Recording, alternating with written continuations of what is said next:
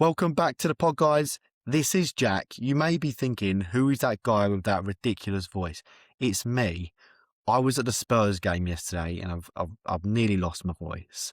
But I am delighted to say that we've got Pete Jones with us, the football historian. Pete, how you doing, mate? Yeah, I'm good. Thank you very much. I think you may probably haven't had, but you could end up having a better season than us, couldn't you? So I think your celebrations went good at Oh, the end is maybe what I should be saying rather than I going out with a don't bit of a know. whimper. But yeah, I not bad. don't know. I don't know, mate. It was a frustrating one. So we're recording this the day after going to the Leeds game, but yeah, it's a bit of a frustrating one. But hey ho, how are you? Like you're a Liverpool fan, right? Yes, yeah, we're a pub on, yeah. So I'm fine. Liverpool, I'm fine. But could be a lot worse to say we're not in your position. But Yeah. yeah, we're doing okay. And yeah, I'm on it as well. Thank you. Thanks for having me. And are you slot in, slot out? What's the conversation? What's the thinking? Slot in, definitely for me.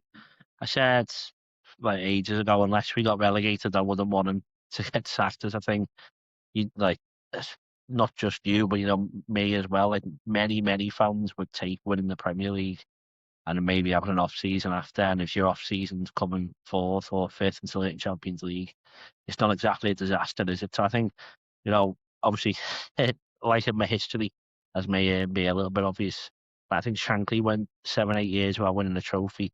And imagine if he was in the Liverpool era now and social media and all that, he'd have been calling for his head. So I think you have just got to take a step back sometimes. And obviously, yeah, we are. It's not very exciting the stuff I watch. I'm not saying I'm enjoying it, but I think he needs the chance to try and get past it all. So yeah, I'd give him the majority of next season as well. I think he needs on the window to get it all sorted. But yeah, I'm relatively happy.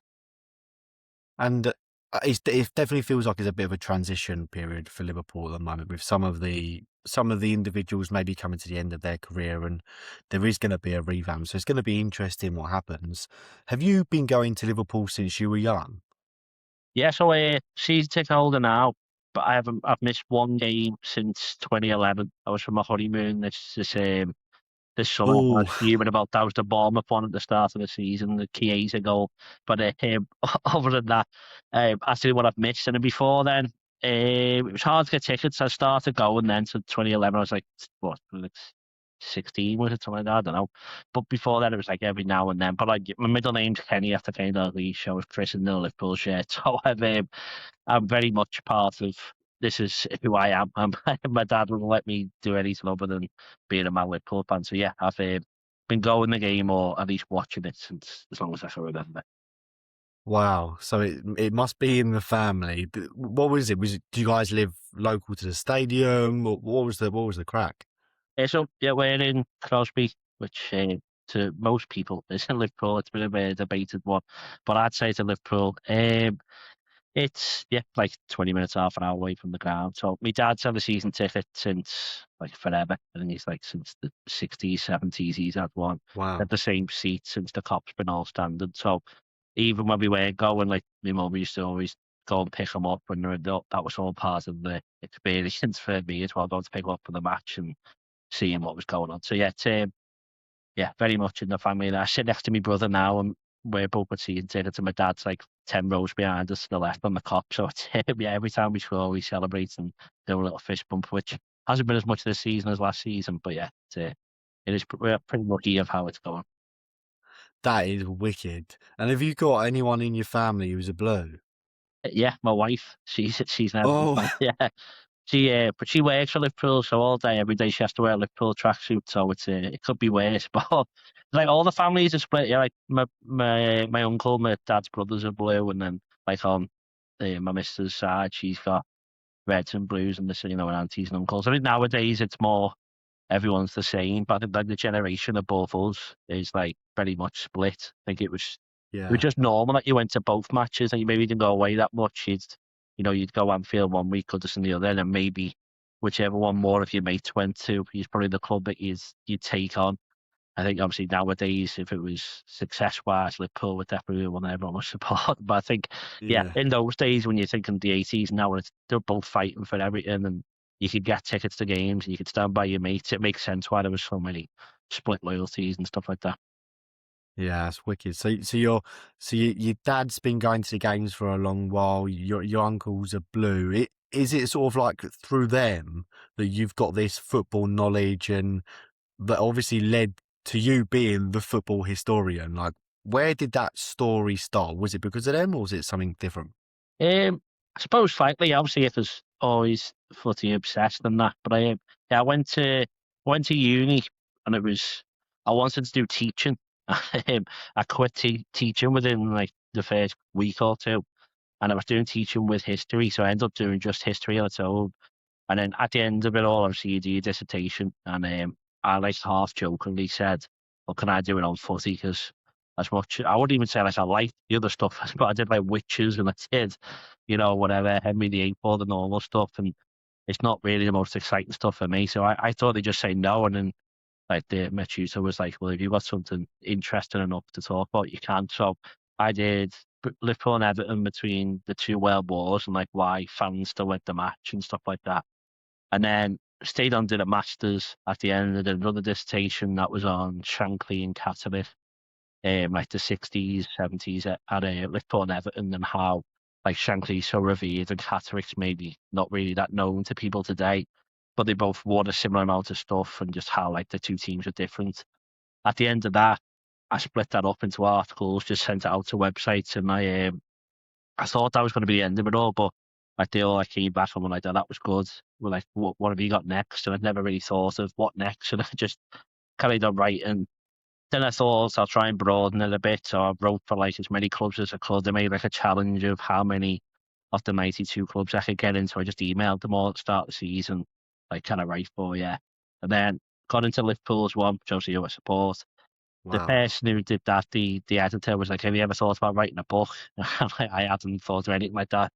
So just by chance, my auntie is best mates with Billy Little's sister. So Billy Little was like the hero for Liverpool from like just before the war. He played his first game, then after the war, then up to the 60s. So he played for ages. Called Liverpool. He's the Gerrard, the Dalglish of his era. He was massive. Obviously, his sister knew my auntie, so I just got to interview her, and she got in touch with the rest of the family. The book came from that, and then at the end of the book, and then I started applying for jobs in it, and I got a job writing about Liverpool full time. So then as I say, it all just kind of obviously I had to work a bit and harass a lot of people, but it all just kind of happened, and now like I do all this, written 3 books now, and yeah, that's the short answer. Jeez. Yeah, because and you've now like so I originally came across yourself as I suppose a lot of people do on social media. On Instagram, I think it's over 100,000 people follow your page and are interested in football and the stuff you put on there. Some of it, mate, I look at it, go, how has he got these clips? Because these are like gold dust. Like some of the, I watched one the other day that you shared. I think it was like Maradona 90 in the 90s sort of era, like coming through the tunnel and stuff. I was like, wow, how have you got all of this? It's wicked. Yeah. But I'm just obviously interested in football, and maybe obviously doing like history in uni and stuff like that. You learn how to do like the research side of it. There's always stuff like that, and yeah, people ask me. I don't know. It's just you like football, you see stuff, and obviously I've got Yeah. like a big list of things. I just always like I've got like a list I just send myself all the time, and then just try and go through as much as I can, and yeah, just try and mix it up. Obviously, it takes a while, and people think it's just like a 2 second video. But like the good thing and the annoying thing is like when I just started, someone my wife works with was deaf, and she was like, "Oh, it's great that you've put like the captions on it, because I can actually take part in them." So that adds on like more than double the amount of time for each one. But now I feel like I've got to keep doing that, because obviously it's nice that maybe more people can have access to. But yeah, just obviously if you like footy, I like footy, anyone who does see something that's a bit different, a bit interesting, obviously liking the historical side. Yeah. That's just where it's come from. And it really is. Like I've not. I mean, there might be other pages out there. Like that, I don't know, but I've not seen one that's like really like similar to what you're building. It's really unique. Um, I'm going to go through a few like questions because I'm sure you've got a bit of knowledge on football, and I suppose at the moment is your content going to be starting to shift towards World Cup stuff. I don't know if that's something that's in your mind. Yeah, well, was lucky enough. I was the press for the Scotland Ivory Coast games. That was at Everton Stadium. So just before that, like we were interviewing some Scotland fans and Ivory Coast fans, and then I got to obviously I was in the press bit after, so I spoke to some of the players. So I've got a few bits on Scotland, and then like yeah, just stuff like that, and then yeah, just trying to. I'm looking ahead to the World Cup. I suppose yeah, I've got a few little stories and things, and a couple of World Cup quizzes I'm going to do and everything. But as you say, I think it starts just as I get back off holidays. The plan is when I get back, I'm going to start get more into it and get some more stuff out across there. Yeah, mate, that's wicked. It's awesome. Like, I really like the page. If there's, can you just take a moment? Can you just share? So, if there's anyone who's on audio, Yeah. what is the page? What are the pages? Where do they need to go to find your content? Yeah, the main one, the following wise, is Instagram, and that's the football.historian on Instagram. The Facebook's probably the next biggest, which maybe I think maybe people don't know that's on there in terms of maybe our generation don't do it that much, but there's obviously a different generation on there, and obviously with the historical clips that seem to go around well. And that's just the football historian on there, and I've got TikTok and YouTube, and yeah, that's the main ones. Posted to a podcast as well. So it's like I've got about 8 accounts, but yeah, the main one's the football story and the football story and podcast. And I try and every day I post like a football historical video, and then I try and do about 3 or 4 a week of from my podcast, and then I try and do 3 or 4 from other stuff I do. So as I said, then like I go in the press of the Scotland game this week. I've been at a Wigan Legends game. There's like the 85, 86 season, Liverpool and the double.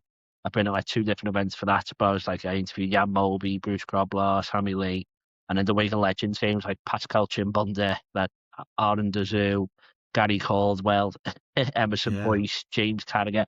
So it's like, yeah, I think one of the first things I got told from, was it? Yeah, it was Stephen Doan, who was like the former curator of the Liverpool Museum. He said, "Don't be too tribal," and like I am a massive Liverpool fan. Like you might struggle to find someone who would prioritise Liverpool over everything else more than me. But I've always tried to keep it across all of football because I'm a football fan as well. So I'm so happy I've done that because it means that like I can do these other events and other things. Like there'd be no relevance in me going to a Scotland game or going to a Wigan Legends game, but I'm as sad as maybe you come across as well that speaking to Pascal Chimbonda was so fun. Like, I brought my mate Yeah. with me, and afterwards he was just like, that was so good. Like, I never know whether I'm just really sad or whether all football fans would find it interesting. But yeah, I think stuff like that I find was dead exciting. So yeah, being able to have all that, that's obviously mixed the content up as well. So yeah, that's for sure. I've been editing and stuff today, and yeah, that's stuff I do. Yeah, and I've checked out the podcast as well. It's wicked. I see you had Neil Mellor on there as well. That was pretty awesome. I liked some of that conversation. Yeah. Was you in a car or something? Like, what was going on there? Yeah, so obviously I've got the studio here, as you can see behind me, and I try and get as Yeah. many people here as possible. But he lives like on the Wirral, if you like know where that is compared to me. But he basically said, I can give you an hour of my time, but your studio is 40 minutes from my house. So I was like, okay, what do we do? And he was saying, oh, if you come to mine, like he wasn't saying come to his house, which is like fair enough. But I was thinking I'm gonna have to like book a place or I'm gonna have to do something. And I just maybe to save money, should we say, or whatever. I thought rather than taking all my camera and everything, I'll just set it up in the car. So yeah, it's done quite well. Like people found it funny. So I've done Gregory Vignal in my car, and that was in my wife's car. So I might try and do it again because I'm trying to do this summer, try and bulk record as many as I can for like next season stuff. So it does mean that it did work. Like I was a bit worried if it would work. It worked okay, and I got clips in from it. So I might see, if I end up driving to other people or whatever, I can mix it up a bit and do a few more of them. But Wicked. yeah, there's no karaoke. It's just in the car. No, I liked it though, man. I really like it. On the theme of football history, I got a book a while ago, and I thought, you know what, I'm going to fish it out before we come on. Have you seen this before? No, go on. So this is The Lord of Milan for anyone that's on audio. So it's a really interesting story. It's about AC Milan. So AC Milan was actually founded by a Brit. Yes. So I don't know if you know, but on the crest, if anyone have a look at the AC Milan crest, there's actually a St George's flag. And I always thought, why is that? And I started Googling it and I started getting into it. And then I found out there's a book about it. And I've read some of it, I haven't read all of it, but it's a guy from Nottingham called Herbert Kilpin. But yeah, Yeah, mental. yeah, it's bad to say. I haven't done too much. I knew that, and I remember it was when Torres played there, and they had that kit where it was just like it was a full St George's flag. I remember looking into it, but then and seeing it, but I haven't done a full deep dive on it or whatever. But yeah, that's the type of thing that I love. Yeah, because like just the weird little stories, and because the school I went to, the people who founded my school founded Barcelona as well. So we see on theirs, they've got like an England flag on theirs as well. So it's mad, and like well, it was rugby that we played at the time. Their colours are like the same as Barcelona's and all that, supposedly helped inspire it or whatever. So I think it's all those little mad things, and I think that's what makes Yeah. the stories more interesting. Yeah, it's wicked. I think it was one of your videos was talking about the AS Roma kit. Oh yeah. But I think there was like Yeah, a common misconception that it was a mistake in the wash, is what people thought. But I saw that a bit, and then more research, it wasn't. But it was it was just the combine of all the different parts of Rome, and they were making one thing. But obviously, yeah, it's like it may not seem it, but it is quite a unique color when you think of it, and no one else plays in it that is. color, do you, really? So it's yeah, I think the further you go back on all these teams, you know, there's always something interesting, isn't there? Yeah, mate, it's wicked. Guys, anyone that's listening, please go and check out the page. There's some really wicked content in there. I think you'd really enjoy it. If you're a football fan, you would really, really enjoy it. I'm going to ask you a couple of questions here that I've just prepared. So in football history, what was your favourite kit?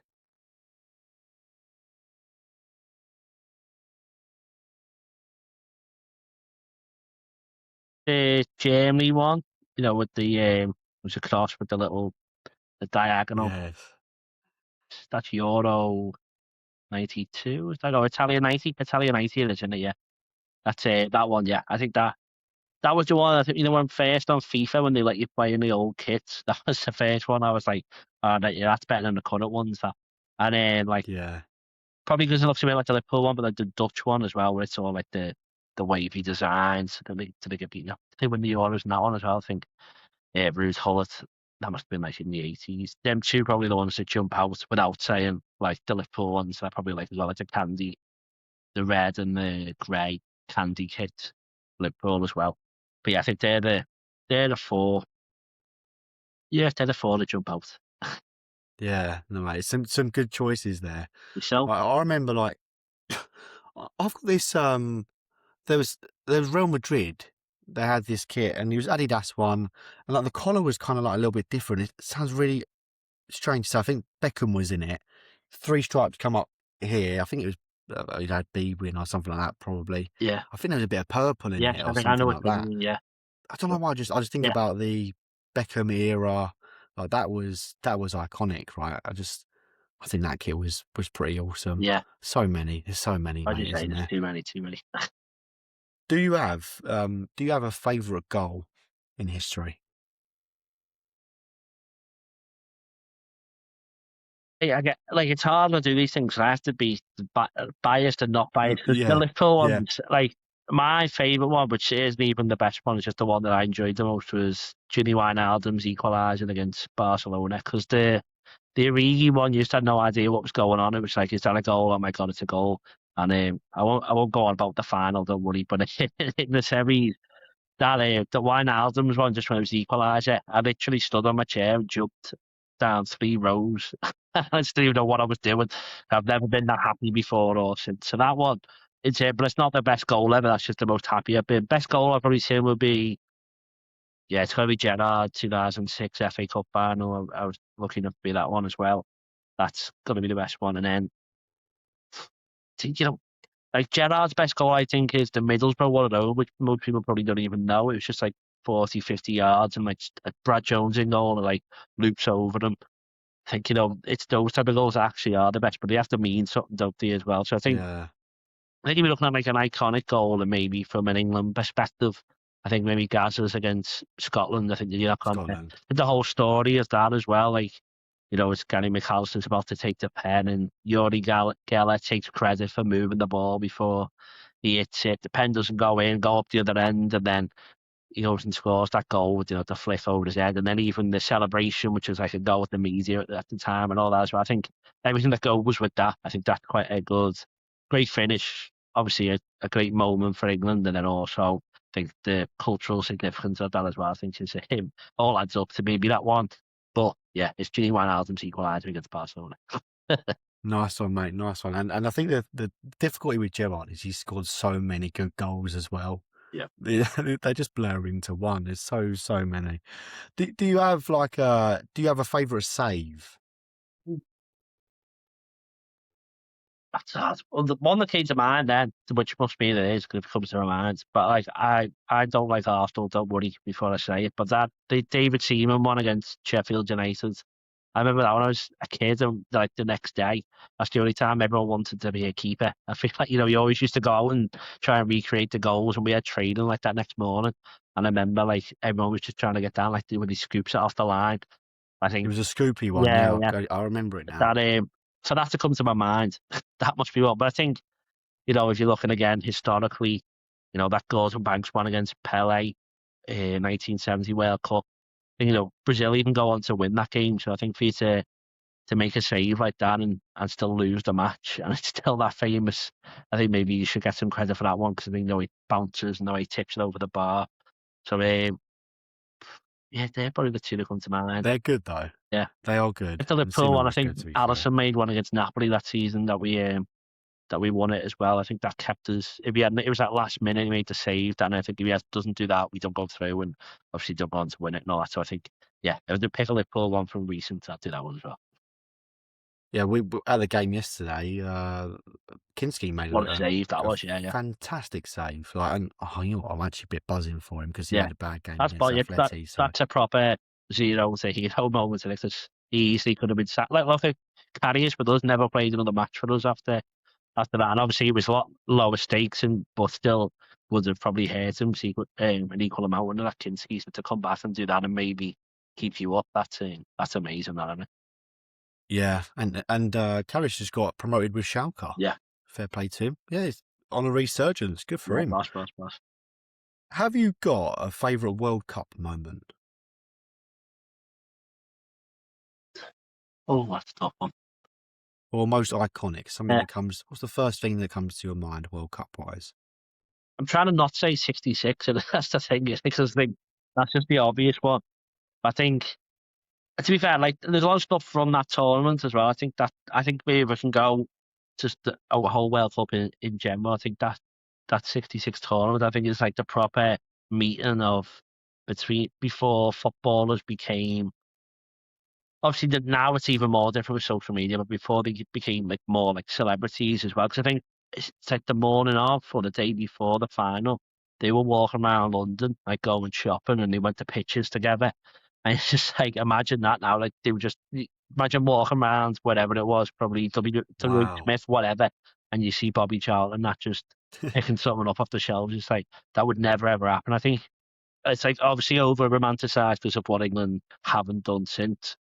I think, yeah, like the first few games that they weren't even like, not everyone was watching them. They weren't like, it wasn't like it was a massive fever of football. It was just like probably like when the Olympics are on, that you'll watch the big games, you'll watch that type of stuff. But now, obviously, now it's by far the biggest sport in the country. I think that momentum of that tournament just helped change it all. And like you've got the North Koreans in Middlesbrough, and you've got like, the Brazil squad and in Warrington. It's all just like mad stuff. And you just obviously being from the country as well, and you all know those little places. It's it's a bit of a crazy one, because I think still, isn't it, in Middlesbrough they've got the statue to Pac DeWitt, who scored against Italy, and they've got the bit where he scored the goal from. There's a cast of the ball there still, and like they welcomed the North Korea squad back when they went to the Riverside.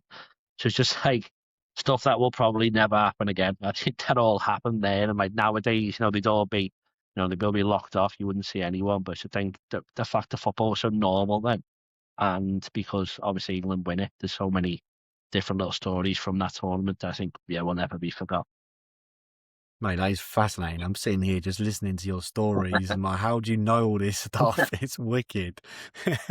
Well, the last question of this section, have you got a favourite football history clip? Ooh, that's good. Oh God, testing me. Well, the one that I know, the one that did the best, which maybe annoyingly, it was I think it's the 2006 Soccer Aid when Diego Maradona passes it to Gordon Ramsay, and that did the best video that I've done. I got like over 10 million views, and that was just that. Obviously, you don't need to explain why that's weird. I think it goes Maradona to Gordon Ramsay, and he takes on David Gray, and David Gray nearly gives a pen away, and then Gordon Ramsay runs over to Kalina, the referee, kicking off on him. So it's like it's a proper like if it was AI times, I don't think anyone would believe it. But yeah, I think the footage is so bad. Yeah, probably that if it gets the most views, that's always good. But what are the other ones I like? I don't know. Again, I don't worry, I don't like them. But Chelsea, their their YouTube is like I think they were the first team to have YouTube. And like you go back to their first videos, it's mad. It's like recorded on like an old phone, like it's the worst quality you'll ever see.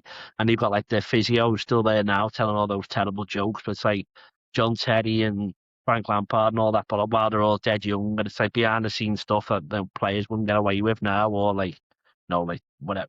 The physio, they're like throwing them in the ice bath and throwing stuff on them. It's all like proper dressing room stuff that you just would never get access to now. So before they even realised probably how big YouTube was going to be or social media was going to be. So I think in terms of like a group of them as well, I just always find the Chelsea ones mad because most of them delete the stuff or they just don't get it at the start. But Chelsea's was a proper behind the curtains that you probably won't see again. Is it still there? Yeah, all of them go onto YouTube and you can sort them by oldest and then just go and have a look at the first few Chelsea videos. They are weird. It's funny. Wow, I'm going to be doing that. Oh, wicked, mate! But it's been great. I'm gonna move us on to the last section. So the last section, we're gonna play a bit of a game. So we've developed an app this year. So the last couple of years, we've been doing football blackjack, offline with some mates, and year by year we've grown, and it's been great fun.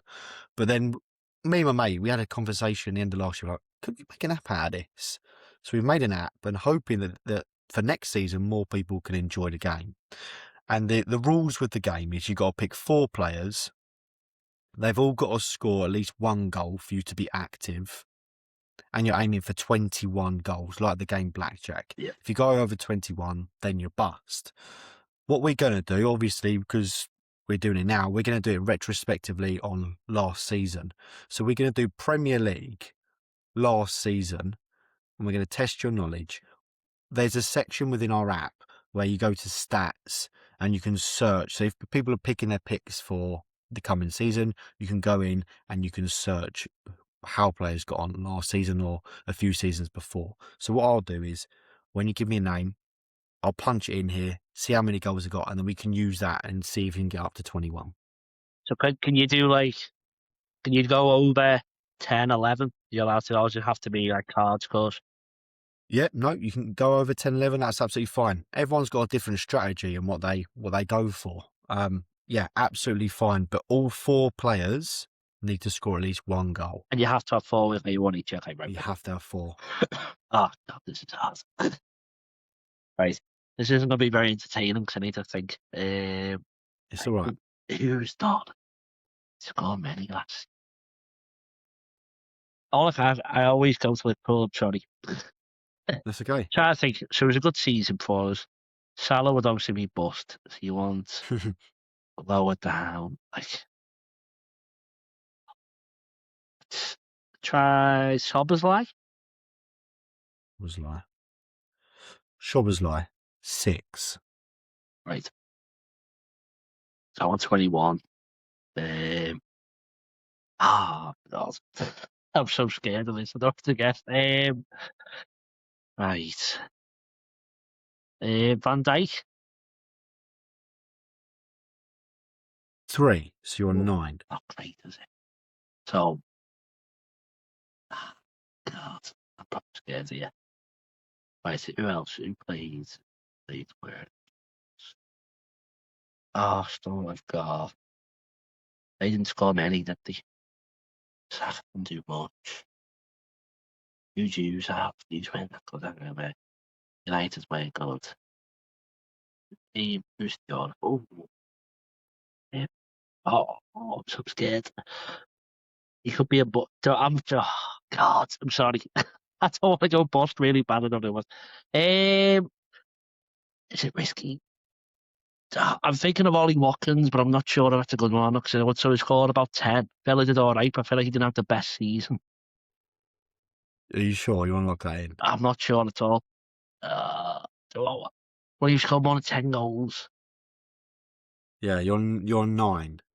So I want I don't know if I want to look at him. I'm scared. I'm so sorry. I know this is taking far too long. Right. No, it's not. No, it's not. Mate, this happens all the time with all of our guests. So it's absolutely fine. It's brilliant. Tell you what, I'm going to go Gabriel. Another defender, and then see how many I need from it. Gabriel from Arsenal. 3. So that gives me to 12. So you're on 12. So I want 9. 9. Maths isn't my strong bit, sorry. 9. No, me neither. Ollie Watkins must have scored more than 9. So that's not him. Szoboszlai got 6. So that's my Yes. benchmark. So you want midfield there. Declan Rice would have scored that many. I feel like Cole Palmer scored more. He was good last year, Cole Palmer, wasn't he? He was Yeah. very good last year. Because I wasn't sure he's been bad for 2 years or 1 year. He was good last year and not been good this year. Who else did Liverpool have? Diaz might not be a bad shout. Did he score that many? 9. That seems low for Diaz. Gakpo might not be bad. Oh! Right, I'm going to... Yeah, Where's it go? Nunes? He's got like 4 or 5. Was he there last year? Yeah. Didn't score. He didn't play. He hardly played towards the end of the season. He didn't score any goals. Did he go in January then, or did he go in the summer? He went in the summer, yeah. Did he? Right, so I reckon Diaz have got more. Gakpo will be around there, but could be more. Who else? McAllister we score. Gravenberch, no, he barely scored. Trent, not enough. You need 9. Who's midfield? Oh, I'm so sorry. You need 9. So midfield-wise, you haven't got loads of other options because you had like Curtis Jones, McAllister, Gravenberch. So I reckon Gakpo would be best bet, but I reckon he's too many, so I'm going to go somewhere else. So you're not going with Gakpo then? No, I'm not. But I'm just saying, cool. if it was close, I would have said that. Yeah. Who's Everton now for front?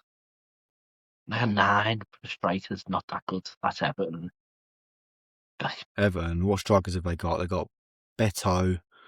I think he's left. Yeah, they've got NGI. That's not a bad one. I don't know how he got on last year. Got a couple of him, didn't he? 9 goals. Yeah, I might do that, but you just said it, so you've got an assist. But yeah, I'm going to risk Illiman and die.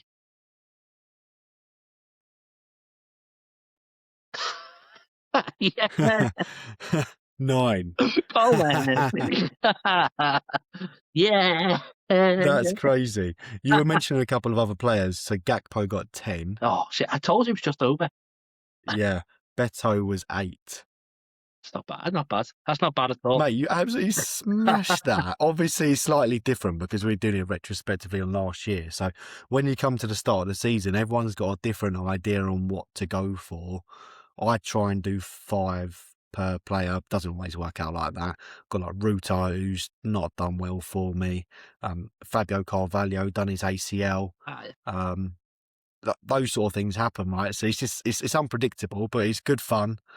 So yeah, we're doing we're doing Premier League, Championship, League 1, League 2, and SPL, Scottish League. Yeah, starting from next year. So what you put your picks in at the start of the season, and then whoever gets 21, what do you just do like with your mates or that type of thing? Yeah, so we just do it with our mates.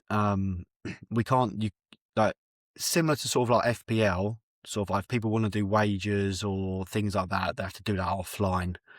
But yeah, it's basically just see who can win out of you and your mates. Yeah, And last night, yeah. yeah, it's good fun. And it's, you know what, the reason why we actually started doing it was because every year I was doing FPL, but Christmas time I always just sort of like gave up because it's a lot of admin, right? You have to keep up with it. But the beauty of this is you pick 4 players at the start and that's it. You cannot touch it. And you're just sort of hoping that you're going to get 21. Yeah. But it's good because you get, you're really into it. We're recording this sort of like before the end of the season. There's a few people that are like right up there on 21.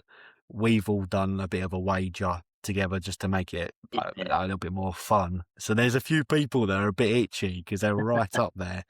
But one goal here or there, they're out. Yeah. And yeah, it's good. It's good. It's been a good journey so far. Sort of like taking it from an Excel spreadsheet to building an app for it.